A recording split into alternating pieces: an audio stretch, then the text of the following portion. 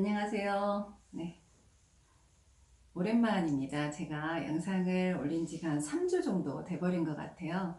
제가 그동안 이제 유튜브 영상을 생각하면 마음이 조금 무거웠어요. 3주 정도 이제 못 올렸기 때문에. 근데 이제 제가 개인적으로 좀 바쁜 일이 많아가지고 못 올렸는데, 저희 딸이 이번에 이제 대학을 들어가는 이제 고3 수험생 막바지 생활이었거든요. 그러니까 이제 미술을 하는 아이라 수능 시험이 끝나고도 한 2달여 정도 미술이 이제 실기 시험을 준비를 하고 이제 또 정시 준비를 하면서 이제 저희 딸아이와 더불어서 저도 바쁜 시간을 좀 보내다 보니까 그동안 영상을 좀 못 올렸습니다. 근데 이제 대학도 갔고 원하는 대학도 갔고 또 이제 제가 앞으로는 이제 가벼운 마음으로 영상을 올릴 수 있을 것 같아요. 그래서 이렇게 이제 뭐 긴 시간 동안 영상을 못 올리거나 하지는 않을 것 같습니다. 네. 오늘은 제가 많은 분들은 아니지만 몇몇 분들이 이렇게 위험에 대해서 좀 영상을 올려달라 하시는 분들이 있으셨어요. 그래서 제가 오늘은요, 오늘이 아니라 한 몇 회 될 것 같아요. 저는 조금 이제 자세히 이번에 올려보려고 하는데요. 식도염과 위험에 대해서 영상을 한번 이제 올리려고 합니다. 그래서 오늘은 이제 원인에 대해서 이제 주로 말씀을 드릴 건데, 이 원인에 대해서도 제가 어제 한 정리를 해봤는데 한 7가지 정도로 정리가 되더라고요. 그래서 이 7가지를 한 번에 다 말씀을 드리진 못하겠고 아마 2회에서 3회 정도에 걸쳐서 이 위험의 원인을 제가 한번 제가 아는 선에서 제 능력껏 안에서 한번 이렇게 자세하게 한번 말씀을 드려보려고 해요. 그래서 너무 이제 좀 지루하신 분들도 있겠지만 중요한 거는 뭔가 어떤 뭐 병이든 어떤 사건이든 간에 그거를 해결하려고 하고 치료하려고 한다면 제일 중요한 건 그게 원인이 뭔지 또 그 원인에 따른 어떤 과정 이런 게 제일 중요한 건 원인인 것 같아요. 원인을 알아야 해결이 될 수 있을 것 같거든요. 그래서 그 원인에 대해서 제가 아는 선에서 한번 말씀을 드리려고 해요. 그러니까 너무 근원적인 거라 이게 좀 재미가 없을 수도 있어요. 이게 좀 재밌으면 좋은데 제가 재미있게 말하는 또 재주가 없어가지고 좀 죄송스러운데요. 아무튼 제가 한번 말씀을 드려보려고 합니다. 가장 첫 번째 원인은 다 아시겠지만 식습관이에요. 7가지 중에 제가 첫 번째 생각하는 게 식습관. 그럼 이 식습관 중에서도 그냥 뭐 사람들이 대부분 이걸 너무 자세히 잘 알고 있다라고 그래요. 제가 위험 약국에서도 위험 처방을 받으시는 분들에게 제가 이렇게 무슨 음식 드시지 마시고 언제 드시고 어떻게 드시고 이렇게 말씀드리면요. 한 10분에 한 분 정도나 귀담아 들으실까요? 한 열에 9분 정도는 이렇게 한 귀로 듣고 한 귀로 흐르시는 것 같아요. 왜냐하면 알고 있다라고 생각하시는 거죠. 알고 있고 알고 있지만 지키고 있나? 이 문제는 다른 것 같아요. 알고는 있다라고 저도 생각을 하는데 알고 계신 것을 과연 얼마나 지키나 이런 생각이 들어요. 그러니까 식도염이나 위염이나 뭐 궤양이나 이런 것들은요. 정말 원인의 90%는 제가 식습관에 있다라고 제가 생각을 하거든요. 그러니까 특히나 남자분들 보면 남자분들은 이 식습관이 잘못돼서 오는 위험이 많고요. 여자분들은 스트레스성으로 오는 위험이 많다라고 해요. 상대적으로. 근데 그래서 남자분들 얘기를 들어보면요. 위험이 있다가도 군대에 가서 위험이 없어졌다. 근데 제대하고 나서 다시 5년 안에 위험이 재발하더라. 이런 말씀들 하시거든요. 그러니까 이만큼 군대에 가면 뭡니까? 군대 하면 딱 생각나는 게 규칙적인 생활 습관이잖아요. 그러니까 식도염이나 위염 같은 경우는요. 제때 먹고 제때 자고 뭐 이렇게 하면은 없어진다라는 거거든요. 근데 이제 그렇게 안 되기 때문에 이 사회생활이라는 게 그렇게 안 되기 때문에 이제 위험을 이렇게 달고 이제 사는 건데 사람들이 뭐 어쩔 수 없다라는 부분도 분명히 있지만 분명히 고칠 수 있는 경우가 훨씬 많거든요. 확률적으로. 그래서 제가 오늘 식습관에 대해서 일단 말씀을 드리겠습니다. 식습관은요, 첫 번째 이제 뭘 먹느냐입니다. 뭘.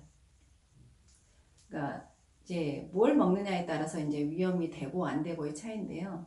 그러니까 뭐 무엇을 먹어라 이거보다는요. 일단 병을 피하려면 무엇을 하지 않아야 될 것은 안 해야 돼요. 그러니까 뭘 먹으면 좋습니까? 이게 중요한 게 아니라 먹지 않아야 될 건 안 먹어야 되고요. 하지 않아야 될 것은 안 하면 돼요. 그러면 이제 질병에서 조금 멀어질 수가 있는데, 대부분 사람들이 뭐 아프거나 어떤 뭐 이제 뭔가 고쳐야 될 게 있으면 뭘 먹으면 좋습니까? 라고 물어보시거든요. 근데 그렇지 않아요. 뭘 먹으면 좋은 게 아니라 반드시 하면 안 되는 것만 안 하면 되거든요. 네, 그래서 오늘은 제가 뭘 먹지 말아야 되느냐라는 거예요. 네, 가장 첫 번째 제가 생각하는 게, 우리나라 사람들은요, 세계적으로 위험이 많은 이유가 저는 다른 무엇도 아닌 매운 음식 때문이라고 생각을 해요. 매운 음식. 그러니까 이 매운 음식이 한번 이렇게 발효되고 숙성이 되면 그나마 괜찮은데, 우리나라 사람들이 되게 겉절이라든가 생김치를 좋아하세요. 그러니까 이게 제 개인적으로 보면 이게 김장철이 되잖아요. 그러면 그 이렇게 생김치에다가 이렇게 돼지고기 이렇게 익혀가지고 많이들 드시잖아요. 보쌈해서 많이 드시는데, 그 1년 중에서 속쓰림 약이 가장 많이 팔릴 때가 바로 그 김장철입니다. 김장철. 그리고 장염 약이 가장 많이 팔릴 때도 예, 그 김장철이에요. 그때 정말 한 일주일 정도 맛있거든요. 김장김치가. 그때 반찬 다른 거 안 드시고 그냥 김장김치로만 밥을 드시는 특히나 여자분들은 많으시고요. 남자분은 또 그때 좀 이렇게 많이 생김치를 많이 드세요. 그리고 그 생김치에는 젓갈도 많이 들어가고요. 그래서 이 매운 음식과 너무 짠 음식이 위험의 주 원인인데, 음식의 종류로 보자면, 그래서 이게 숙성되지 않은 매운 음식, 이게 위험을 많이 일으킵니다. 그러니까 이거는 조금 위험이 있으신 분들은 피해 주셔야 돼요. 특히나 우리나라 사람들은 이 고추를 고추장에 찍어 먹잖아요. 이게 세계적으로 예, 그런 민족이 우리나라밖에 없다고 그래요. 그래서 저는 매운 음식 먹지 말아라. 그다음에 짠 음식은 드셔라. 짠 음식은 드시는 게 좋다. 단 천일염이나 암염이나 이런 이렇게 천일염으로 이렇게 된 짠 음식은 건강에 아주 좋다라고 말씀을 드리고요. 근데 이제 너무 짠 음식 중에서도 안 좋은 게 이제 젓갈 음식은 제가 이제 피하라고 말씀을 드립니다. 그리고 너무 싱거운 음식도 위험이 있으신 분들은 좋지 않아요. 염산을 만들어내는 원료가 들어오질 않기 때문에 소금을 통해서 그게 우리 몸에 유익인 염산을 만들어내는데, 그게 부족하게 되면 예, 나중에 그 염산 부족으로 인해서도 예, 위험이 오거든요. 그래서 너무 매운 음식, 너무 짠 음식, 젓갈류, 그 다음에 너무 싱거운 음식, 그 다음에 뜨거운 음식. 이 뜨거운 음식을 이렇게 굉장히 우리나라 사람들은 뜨거운 커피도 이렇게 후 불어가지고 이렇게 마시잖아요. 예, 외국인들 보면 상당히 예, 좀 웃기다라고 이제 표현을 하기도 하는데, 이게 지속적으로 이렇게 날마다 추운 겨울에는 저도 뜨거운 커피 되게 좋아하거든요. 그래서 이렇게 불면서 이렇게 후 마시는데, 잘못 먹으면 입천장 벗겨지잖아요. 그런 것처럼 이렇게 식도나 이런 쪽에 날마다 가벼운 화상을 입을 수가 있거든요. 그럼 이것도 식도염의 원인이 될 수 있고요. 뭐 심하게 데이시는 분들은 위까지도 데이는 경우가 있다라고 그래요. 그래서 너무 뜨거운 음식, 그 다음에 이제 식품 첨가물이 많이 든 음식도 좋지 않아요. 식품 첨가물이 많이 들어있으면, 이 식품 첨가물은 천연물이 아니고 대부분은 인공 첨가물이기 때문에 우리 원래 인체 내가 이 인공 첨가물을 분해할 수 있는 소화 효소가 존재하지 않아요. 그러다 보면 우리는 우리 몸을 이렇게, 우리 몸에 없는 것들은요, 이렇게 바로 그냥 내려보내지 않고 어떻게든지 소화를 시켜서 내려보내려고 하거든요. 그래야 일단 우리 몸에 인체에 해를 주지 않으니까. 그러다 보면 위내에 이 식품 첨가물들이 들어있는 음식물들이 오래 머물 수밖에 없게 돼요.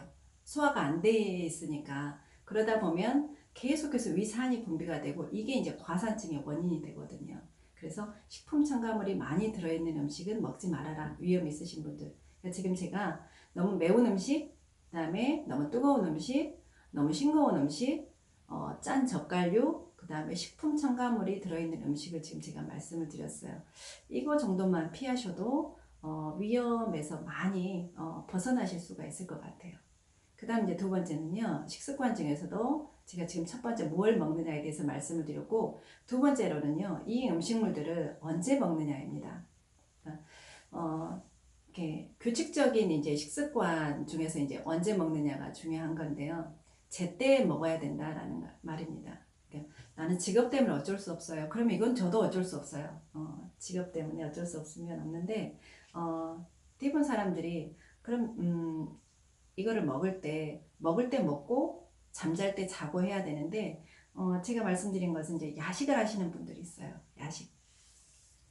그러니까 야식이라 그러면 보통 이제 위 내에서 음식물이 비워지는데 사람에 따라서 좀 다르긴 한데 2시간에서 4시간 정도 걸리거든요. 그러니까 원래는 평균 2시간 정도인데 많이 걸리시는 분들은 4시간 정도. 그러니까 저녁 식사 후에는 간식도 먹지 않는 게 좋다라고 말씀을 하시잖아요. 네, 그런 것처럼 이렇게 잠잘 때 먹는 거는 위험에 정말 안 좋습니다. 정말 소화가 안 된 채로 이렇게 잠이 들면 물론 새벽 1시까지 정도는 위에 소화액이 분비가 된다라고는 하지만은요, 그것 자체가 굉장히 부담이 되거든요. 그래서 그 제때 먹는 게 되게 중요합니다. 그 다음 이제 세 번째로는요, 이거를 이제 어떻게 먹느냐입니다. 어떻게. 그러니까 어떤 조리 과정을 거치나도 물론 중요하죠. 뭐 굽고 튀기는 것보다는 찌거나 삶는 게 이제 훨씬 위험에는 좋고, 제가 말씀드린 것은요, 급하게 먹느냐 아니면 천천히 먹느냐라는 거거든요. 그러니까 급하게 먹다 보면은 급하게 먹는다라는 것은 빨리 삼킨다라는 거거든요. 그러니까 뭐 위의 운동능을 저희가 조절할 수는 없고 이제 입안에서 이제 빨리 삼키는 건데, 이게 분명히 우리 입안에서 침이 나온다라는 것은 침이 거의 하루에 1.5리터 정도 나오거든요. 그러니까 1리터짜리 병하고 절반, 거의 1.5리터 정도의 침이 우리 몸에서 하루에 나와요. 정말 어마어마하지 않아요?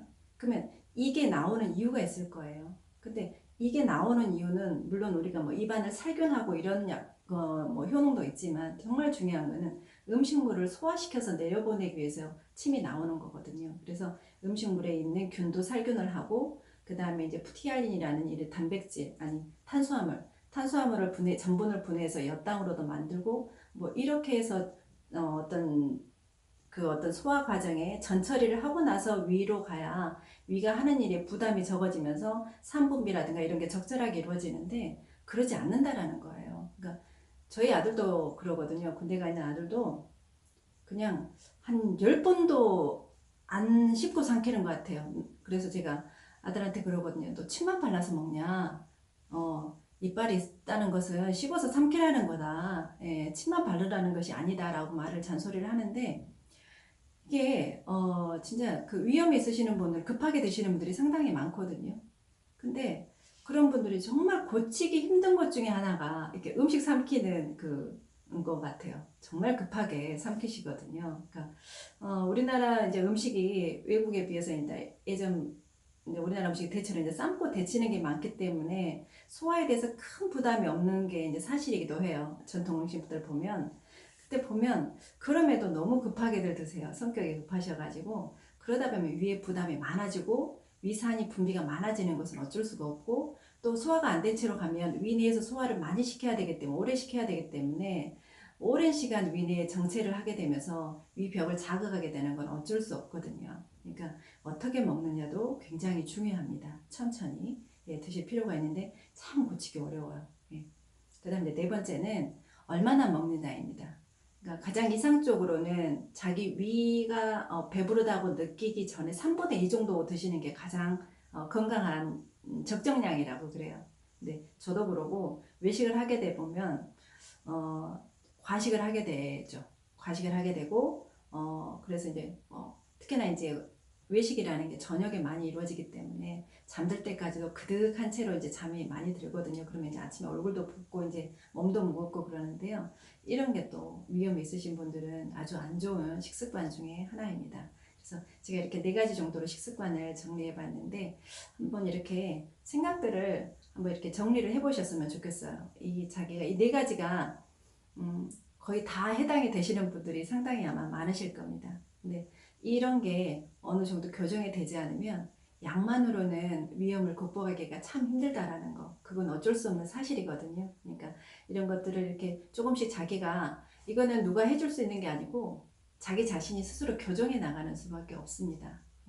어쩔 수 없이 자기가 교정을 해야 되고, 이렇게 하다 보면 뭐 어떤 약물이라든가 뭐 이런 특별한 도움이 없어도요, 저절로 좋아지는 게 또 위험입니다. 아주 뭐 이렇게 고칠 수 없는 뭐 장상폐화생이라든가 뭐 위축성 위염이라든가 이런 것까지 가지 않으면 치료가 충분히 될 수 있습니다. 제가 오늘은 식습관에 대해서 말씀을 드려봤습니다. 제가 다음 영상에서는요, 다른 또 원인으로 찾아뵙겠습니다.